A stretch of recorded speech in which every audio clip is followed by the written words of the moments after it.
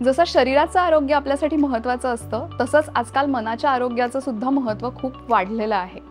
आणि आपल्या दैनंदिन आयुष्यात आपण जे काही करतो ते जसं शारीरिक आरोग्यासाठी महत्त्वाचं आहे, तसंच ते मानसिक आरोग्यासाठी सुद्धा खूप महत्त्वाचं आहे. नमस्कार, माझं नाव डॉक्टर तेजस्विनी कुलकर्णी आणि या व्हिडिओ सिरीजच्या माध्यमातून आपण गप्पा मारणार आहोत मानसिक आरोग्य आणि सकारात्मकतेविषयी. आजच्या आपल्या व्हिडिओचा टॉपिक आहे विषारी सकारात्मकता, म्हणजेच टॉक्सिक पॉझिटिव्हिटी.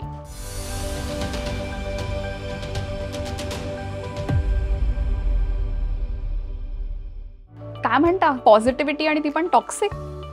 ऐकायला विचित्र वाटतंय ना थोडंसं, पण हो, हे खरं आहे की सकारात्मकता ही टॉक्सिक सुद्धा असू शकते, विषारी सुद्धा असू शकते. म्हणजेच आपल्या मानसिक आरोग्याला ती घातक सुद्धा ठरू शकते. एक उदाहरण घेऊन बघूया. कल्पना करा की तुमच्या आयुष्यामध्ये काहीतरी अवघड प्रसंग घडलाय, काहीतरी संकट आलंय. मे बी कामाच्या ठिकाणी असेल किंवा घरात असेल. जेव्हा तुम्ही तुमचं मन मोकळं करता, तुमच्या डिफिकल्टीविषयी बोलता, तेव्हा कल्पना करा जर समोरनं तुमचा मित्र किंवा मैत्रीण तुम्हाला असं म्हणले तर की जाऊ देणार आहे ते, कशाला एवढं लक्ष देतोस, सोडून दे, तुझ्या आयुष्यात चांगलं काय काय चाललंय ते बघ, look at the bright side. तर तुम्हाला कसं वाटेल? मला कोणी समजून घेत नाहीये ही भावना तुम्हाला नक्कीच जाणवेल. अजून एक उदाहरण देते. काही दिवसांपूर्वी सोशल मीडियावरती एक रील पाहण्यात आलं. एक व्यक्ती एका अभिनेत्रीविषयी बोलत होती. तिचं लग्न काही दिवसांपूर्वीच मोडलं होतं आणि थोड्याच दिवसात तिच्या नवऱ्यानं दुसरं लग्नही केलं होतं. आणि ती व्यक्ती असं सांगत होती की कसं काय ती अभिनेत्री इतक्या कठीण प्रसंगातून जाऊन सुद्धा सकारात्मक राहते आहे, सगळ्या माध्यमांसमोर हसत खेळत समोर येते आहे. खरं तर ही माहिती पण तितकीशी खरी नाही, पण हे एक नकारात्मक सकारात्मकतेचं किंवा टॉक्सिक पॉझिटिव्हिटीचं चांगलं उदाहरण आहे. जेव्हा आपण कठीण प्रसंगातून जात असतो किंवा आपल्याला नैसर्गिकरित्या काही नकारात्मक भावना जाणवत असतात, त्यांना दाबून जबरदस्तीनं सकारात्मकतेचा विचार करणं किंवा सकारात्मक भावनांना जोपासण्याचा प्रयत्न करणं, याला आपण टॉक्सिक पॉझिटिव्हिटी म्हणू शकतो. का बरं ही टॉक्सिक पॉझिटिव्हिटी आपल्या अनुभवाला येत असेल? आपण किंवा आपल्या आसपासचे इतर लोक का बरं सकारात्मकतेला इतक्या टोकाला घेऊन जात असतील? त्याचं एक सोपं कारण म्हणजे आपण नकारात्मकतेला टाळण्याचा प्रयत्न करत असतो. कारण नकारात्मकता किंवा कुठल्याही प्रकारच्या नकारात्मक भावना जसं की राग, दुःख, भीती, द्वेष, जेलसी हे आपल्याला छान वाटत नाही, त्यामुळे आपल्याला चांगलं फील होत नाही, म्हणून आपण त्या टाळण्याचा प्रयत्न करत असतो. हेही खरं आहे की सकारात्मकता ही आपल्या मानसिक आरोग्यासाठी पोषक आहे. आपण जितक्या सकारात्मक भावना जोपासू तितकं आपलं मानसिक आरोग्य चांगलं राहील. पण जेव्हा त्याचा अतिरेक होतो आणि जेव्हा आपण आपल्या नैसर्गिक नकारात्मक भावनांना सुद्धा नाकारतो, तेव्हा मात्र ते आपल्यासाठी धोक्याचं होतं. एक उदाहरण बघूया. काही वर्षांपूर्वीच जगावरती कोविडचं संकट आलं होतं. सगळेजण बऱ्याच अंशी नकारात्मक भावना अनुभवत होते.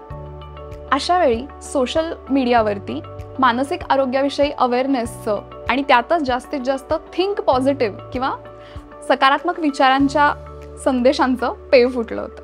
अशा प्रकारचे संदेश सतत आपल्या मनावरती बंबार्ड होत राहिल्यानं सुद्धा आपण टॉक्सिक पॉझिटिव्हिटीकडे जाण्याची शक्यता असते. टॉक्सिक पॉझिटिव्हिटीचं दुसरं कारण असू शकतं ते म्हणजे कदाचित आपलं अपब्रिंगिंग. आपल्याला लहानपणापासून अनेकदा असं सांगितलं जातं की राग ही वाईट गोष्ट आहे, रडायचं नाही, जास्त असं हिरमुसून बसायचं नाही, हस बरं, चांगलं राहायला पाहिजे, आनंदी राहायला पाहिजे. बरोबर? हा संदेश खरं तर आपल्या भल्याचा आहे, पण आपण हसण्यासाठी आपलं रडणं पूर्ण बंद करणं गरजेचं नाहीये. म्हणजे 100% वेळा आपण आनंदी किंवा सकारात्मक राहणं असा त्याचा बिलकुल अर्थ होत नाही. सर्व प्रकारच्या भावना अनुभवण्याचं आपल्या मनाला एक प्रकारचं वरदान मिळालेलं आहे आणि या सगळ्या भावना नैसर्गिकरित्या अनुभवता येणं आणि त्यातनं बाहेरही पडता येणं हे एक हेल्दी मनाचं लक्षण आहे. त्यामुळे नकारात्मक भावना अनुभवणं हे वाईट आहे असा समज जर आपला झाला असेल तर ते एक कारण असू शकतं की आपण टॉक्सिक पॉझिटिव्हिटीकडे जाण्याचं.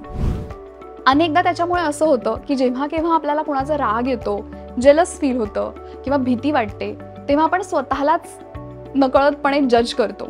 आपल्याला वाईट वाटतं की अरे मला असं कसं वाटतं, मला राग कसा काय आला. खरं तर राग येणं ही नैसर्गिक भावना आहे. आपण स्वतःला त्या भावनांना जज करण्याची काहीच गरज नाही. म्हणून नकारात्मक सकारात्मकतेचं हे एक महत्त्वाचं कारण आहे की जर आपला असा नकारात्मक भावनांच्या विषयीचा समज असेल तर तो समज नकारात्मक सकारात्मकतेचं किंवा टॉक्सिक पॉझिटिव्हिटीचं एक महत्त्वाचं कारण असू शकतो. यासाठी आपल्याला नकारात्मक भावना आपल्या आयुष्यात नेमक्या का आहेत तेही समजून घ्यावं लागेल.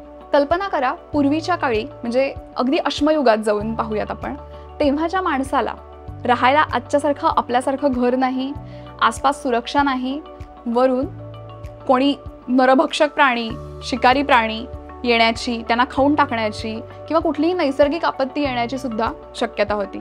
त्यामुळे भीती, राग अशा प्रकारच्या नकारात्मक भावना त्यांना या प्रकारच्या डेंजर्सपासून किंवा धोक्यांपासून वाचवण्यासाठी आवश्यक होत्या. जर भीती डेव्हलप नाही झाली, म्हणजे वाघाची भीती जर माणसाला वाटली नाही, तर तो वाघापासून पळेल कसा? या कारणासाठी आपल्या मनामध्ये या विविध प्रकारच्या भावना पूर्वीपासून निर्माण झालेल्या आहेत. मात्र आता आपण आपल्या आयुष्याला बरंच सुरक्षित केलेलं आहे. आपल्याला शिकारी प्राण्यांची भीती नाही, आपल्याला वादळात आपलं घर वाहून जाण्याची भीती नाही, आपल्या आसपास भक्कम भिंतींची चांगली घरं आहेत आणि आपण विज्ञान तंत्रज्ञानाच्या साहाय्यानं बरंच पुढे आलो आहोत. पण तरीही आपल्या मनामध्ये ही धोक्यापासून आपल्याला वाचवण्याची जी एक सिस्टीम आहे, हे जे एक मेकॅनिझम आहे, ते मात्र जिवंत आहे. फक्त आजच्या काळामध्ये त्याची जागा म्हणजे नरभक्षक प्राण्यांची जागा ही विविध घटनांनी घेतली जाते. जसं की नोकरी जाण्याचं टेन्शन किंवा घरातली काही भांडणं, त्यातून आपल्या मनाला एक थ्रेट किंवा धोका जाणवतो आणि तिथून आपल्या नकारात्मक भावनांची सुरुवात होते. त्यामुळे नकारात्मक भावना या आपल्या आयुष्यात कायम असणाऱ्या किंवा काहीतरी हेतू असणाऱ्या गोष्टी आहेत, याचा आपण स्वीकार करायला हवा. पण काय या नकारात्मक भावनांचा स्वीकार करणं आवश्यक आहे? त्याचे नेमके काय परिणाम होतात आपल्या मनावर, आपल्या शरीरावर? जर आपल्या मनात नैसर्गिकरित्या तयार होणाऱ्या किंवा आपल्या आसपासच्या गोष्टींना रिस्पॉन्स म्हणून तयार होणाऱ्या नकारात्मक भावना आपण नाकारल्या किंवा त्यांना आपण दाबण्याचा प्रयत्न केला, हे जर आपण सातत्यानं करत राहिलो, तर आपल्या मनावर नक्कीच ताण येतो.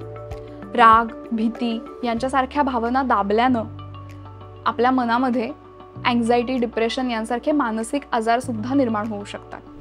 तसंच आपण स्वतः जर इतरांना टॉक्सिक पॉझिटिव्हिटीचा सल्ला देत असू, म्हणजे इतर व्यक्ती, आपल्या आयुष्यातल्या जवळच्या व्यक्ती जर आपल्यासोबत त्यांच्या मनातलं काही बोलण्याचा प्रयत्न करत असतील आणि आपण त्यांना असा सल्ला देत असू की ते तू सोडून दे, वाईट गोष्टींकडे फोकस करू नकोस, चांगल्या गोष्टी पहा, look at the bright side, तर मात्र तुमच्या रिलेशनशिप्सवरती सुद्धा परिणाम होऊ शकतो. टॉक्सिक पॉझिटिव्हिटीचा अजून एक वाईट परिणाम हा आपल्या कामावरही होऊ शकतो. आपल्या मेंदूची विचार करण्याची, फोकस करण्याची शक्तीसुद्धा त्याच्यानं कमी होऊ शकते. कारण टॉक्सिक पॉझिटिव्हिटी एसेन्शियली आपल्या मनावरती मोठ्या प्रमाणावरती ताण निर्माण करते. तसंच अनेक जण काही शारीरिक आजारांना सुद्धा सामोरे जाऊ शकतात. काहींना बराच काळ अनडायग्नोज राहिलेलं असं काही पेन किंवा काही शारीरिक व्याधी असू शकतात.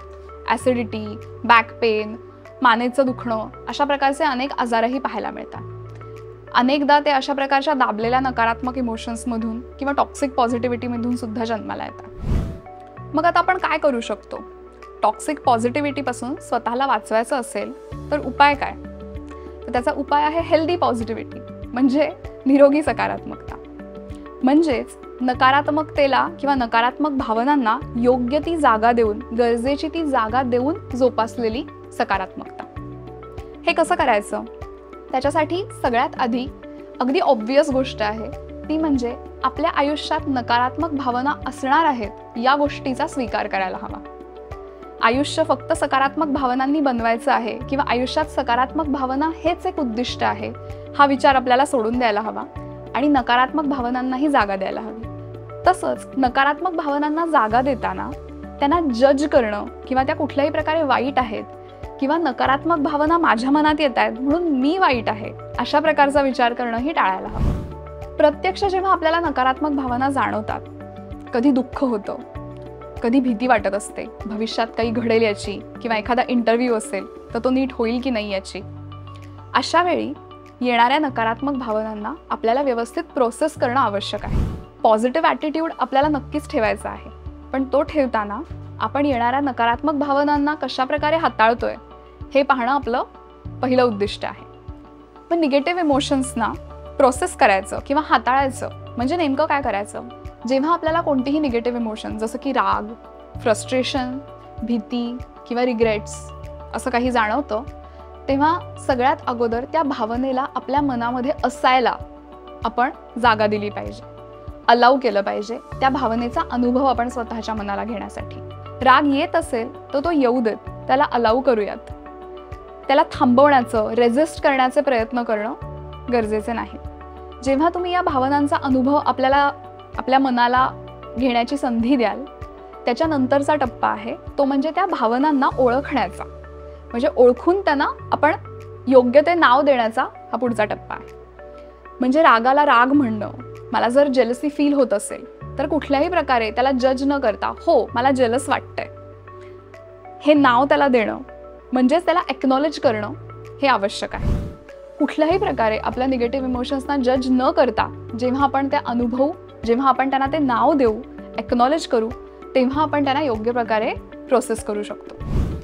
एकदा का आपण स्वतःला संधी दिली, काही वेळ दिला आणि आपल्या मनात या नकारात्मक भावनांना काही जागा दिली, त्याच्यानंतर आपण आपला सकारात्मकतेकडचा प्रवास सुरू करू शकतो. पॉझिटिव्ह इमोशन्सकडे जाण्याचा आपला प्रवास सुरू करू शकतो. यावेळी हेही लक्षात घेणं आवश्यक आहे की पॉझिटिव्ह आणि निगेटिव्ह इमोशन्स या म्युच्युअली एक्सक्लुझिव्ह असतात असं नाही. त्या एकत्र सुद्धा एकमेकांच्या सोबत सुद्धा आपल्या मनामध्ये नांदू शकतात. जसं की तुम्हाला एखादा नवीन जॉब मिळाला, अर्थात तुम्हाला त्याच्याविषयी थोडे तुम्ही अँक्शियस असाल की नवीन ठिकाणी काम करायचंय, भीती वाटत असेल की नवीन ऑफिस कसं असेल किंवा मोठी जबाबदारी आहे, पण त्याचसोबत तुमच्या मनामध्ये आनंदही असेल की मला चांगला जॉब मिळालेला आहे, किंवा तुमच्या स्वतःविषयी एक प्राऊड फिलिंग सुद्धा असेल की तुम्ही तुमच्या आयुष्यामध्ये, तुमच्या करिअरमध्ये प्रगती करत आहात. हे झालं आपण स्वतःच्या मनातली, स्वतःबद्दलची नकारात्मक सकारात्मकता किंवा टॉक्सिक पॉझिटिव्हिटी कशी कमी करू शकतो याविषयी. पण हेच आपण इतरांशी पण वागताना आपण त्यांनाही जर टॉक्सिक पॉझिटिव्हिटीचा अनुभव देत असू तर तो कसा काढायला हवा याविषयी पण आपण बोलायला हवं. जेव्हा कोणी तुमच्याकडे त्यांचं मन मोकळं करत असेल, त्यांच्या आयुष्यातल्या काही अवघड प्रसंगांबद्दल, संकटांबद्दल किंवा त्यांच्या काही प्रॉब्लेम्सबद्दल बोलत असेल, तर आपण कशा प्रकारे त्यांना ट्रीट करायला हवं किंवा कशा प्रकारे वागायला हवं त्याही विषयी बोलूया. सगळ्यात आधी पुन्हा स्वतःला ही जाणीव करून देणं आवश्यक आहे की नकारात्मक इमोशन्स किंवा निगेटिव्ह इमोशन्स असणं हे ओके आहे, ते आपल्या आयुष्याचा एक नैसर्गिक भाग आहे. त्यामुळे जेव्हा तुम्हाला कोणी त्यांची डिफिकल्टी सांगत असेल तेव्हा ते ऐकून घेणं आणि आपल्याला त्यांची अवघड परिस्थिती समजतीये किंवा त्यांचं मन समजतंय हे त्यांना दाखवणं आवश्यक आहे. त्यांना कुठल्याही प्रकारे सल्ला न देता किंवा त्यांना कुठल्याही प्रकारे जज न करता की तुला भीती वाटतेय तर तू किती वीक आहेस किंवा स्ट्रॉंग हो, अशा प्रकारचे सल्ले न देता आपण हे करायला हवं. सो अशा प्रकारे आपण आपल्या आयुष्यातनं टॉक्सिक पॉझिटिव्हिटीला बाहेर ठेवू शकतो आणि हेल्दी पॉझिटिव्हिटीला आपल्या आयुष्यात इन्व्हाइट करू शकतो. टॉक्सिक पॉझिटिव्हिटीला आपल्या आयुष्यातनं बाहेर काढायचं कसं ह्याविषयी तर आपण बघितलंच, पण या सगळ्या प्रक्रियेमध्ये एक गोष्ट लक्षात ठेवणं आवश्यक आहे, ते म्हणजे आपण स्वतःसोबत सुद्धा कंपॅशनेट असायला हवं. चुकून माखून तुम्ही या टॉक्सिक पॉझिटिव्हिटीच्या जाळ्यात जरी अडकला असाल तरी सुद्धा त्यासाठी स्वतःला दोष देणं सुद्धा आपल्या हिताचं नाही. म्हणून स्वतःसोबत कंपॅशनेट जितकं राहता येईल तितकं उत्तम. स्वतःला समजून घ्या आणि या हेल्दी पॉझिटिव्हिटीच्या रस्त्यावरती चालायला सुरुवात करा. मानसिक आरोग्याविषयी आणि हेल्दी पॉझिटिव्हिटीविषयी आपण या चॅनलवर गप्पा मारणार आहोतच. तुम्हाला कोणत्या टॉपिक्सवरती व्हिडिओज बघायला आवडतील ते मला कमेंटमध्ये नक्की कळवा आणि चॅनलला नक्की सबस्क्राईब करा.